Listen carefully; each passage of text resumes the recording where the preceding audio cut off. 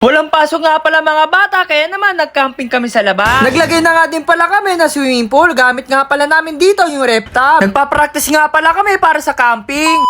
For this video nga pala ay magka-camping kami. Kaya naman kinuha ko na nga pala itong ginagamit sa pagka-camping. Tawag nga pala dito ay tent. Kasi nga pala walang pasok yung mga bata. Dahil nga pala merong bagyo. Sa mga oras na ito ay wala pa. Kaya naman tamang laro sila sa labas. Dito na nga pala kami magka-camping. Dahil nga pala magpa-practice na nga pala kami. Kumuha na nga pala ako dito ng malaking panglatag. Carpet nga pala ang tawag dyan. Ginamit nga pala namin yan doon dati. Kaya naman naisipan ko ilatag na lang. Dito nga pala ay tinutulungan ako ni Tampo. Kasi nga pala ay masyadong malaki ito. So yan mga katampi, okay na. Hindi na nga pala namin maapakan yung mga graba. May kakapala nga pala itong carpet mga katampi. Dito nga pala inilipas ko na yung tent. Inaayos ko na nga pala ito mga katampi. Parang payo nga lang pala ito. Ibubuka mo lang eh okay na. So yan mga katampi, napakabilis. Kaya nga papasok nga pala si Don David sa loob. Matagal na nga pala sa akin to mga katampi. Buti nga pala hindi nangat-ngat ng daga. So yan guys, si Don David na nga pala ang pumasok sa loob. Pagkatapos nga pala ibubuksan ko na nga pala si Tambal. Para nga naman may experience namin yung tunay na camping. Kahit nagpa-practice lang kami dito sa aming harapan. So yan guys, binuksan ko na agad nga pala pumasok si Tampo. Kung makikita nyo mga katampi, parang nakakamping ka na. Ano kaya kulang mga katampi? Paki-comment naman sa ibaba. Pakisabi nga pala sa akin saan kaya pinakamagandang pumunta. Yung kakunti nga lang pala yung gagastusin mo. Dito nga pala ay kumuha na nga pala ako ng beauty. Siyempre kukuha nga din pala tayo ng bala. Pag kukuha ko nga pala sa bala ay walang laman. Kaya naman bibili nga pala ako. Kapag nasa bundok ka, lagot ka na. Buti na lamang ay trial lang ito. So dito nga pala ay malapit lang yung bibilihan. Bumili na nga pala ako ng isang piraso. Bali, sasauli mo nga pala yung walang laman. Dito nga pala ay nakauwi na nga pala ako. Kaya naman magsisimula na nga pala tayo magluto. Dito nga pala ay nilagay ko na sa akin lagayan ng beauty. Kasi nga pala magtitimpla nga pala ako ng kape. Gamit ko nga pala yung mug na meron na akong picture. Para naman talaga may experience natin yung tunay na pagkakamping. So ayan guys, naghihintay nga pala ako ditong kumulo. Meron nga pala ako ditong panghuli ng isda. Kasi nga pala meron bagyo, malamang babaha ka agad ito. Wala pang ilang minuto ay baha na agad. Kaya naman yung experience namin dito ay para na sa camping talaga. Merong ilog at meron din nagka-camping. Habang naghihintay nga pala ako dito, naisipan ko nga pala mag-swimming. Nakita nga pala ako ditong rep tub. Ito nga pala ay tatapon ko na. Bali meron pa ako dun 3. Kung gusto nyo nga pala ay sabihin nyo, kunin nyo na lang dito. Dito nga pala ay pinalinis ko nga pala kay Don David. Para nga matanggal yung mga lupa-lupa. Lalagyan nga pala namin yan ng tubig. So yun guys, DIY na swimming pool na yun. Bago nga lahat ay bumili nga muna ako ng kape at itlog. Dahil nga pala magkakape ako at kakain. Dito nga pala tapos nga palang kumulo yung tubig. Kaya naman ito yung pinatay ko. Nakita ko nga pala yung dalawa ay naglilinis ng kanilang hoverboard. Habang naglilinis si Tampo na rep tub, ito nga pala mga nangyari.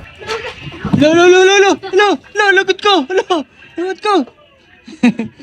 Nagtitimpla nga pala ako dito ng kape. Tamang-tama nga pala ito sa malamig na panahon. Habang naghihintay nga pala, napaparating yung bagyo. Siyempre, sasamahan natin yan pagluluto. Habang magluluto nga pala ako dito, sila naman ay naglilinis ng rep tub. Dahil nga pala ay maliligo daw sila doon. Sarap na sarap nga pala ako sa pagigop ng kape dito. Waiting lang sa bagyong paparating. Kayo mga katapi, kamusta na nga pala sa mga dinaanan ng bagyo dyan? Sana nga pala ay safe kayo. Pasok na nga pala ako ng loob ng tent. Para naman madama yung aking pagka-camping. Dito nga pala sobrang excited na ako at di ko nga pala alam kung saan ako pupunta. Kaya naman mag-comment kayo kung saan pinakamalapit. Gusto ko nga pala Araw Laguna. Tinawag nga pala ako dito ni Don David dahil tapos na nga pala linisan yung rep tub. Kaya naman lalagyan nga pala nila ng tubig. Pagkatapos nga pala nagdatingan yung mga kalaro ni Don David. So yung mga katampi ay magluluto nga pala ako ng binating itlog and then magsasangag ako ng kanin. Sarap yan! FT tayo dito, Gar. Rice butter. Ano yan? Rice Joke butter. lang.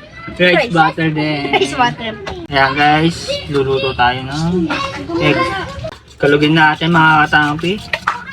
Guys, ito lang yung kanin namin, balik ka konti. Ngayon, bawang naman ang next natin. Ayan guys, okay na. So, magluluto na ako guys. Buksan lang natin to and then syempre, lagyan natin ng apoy.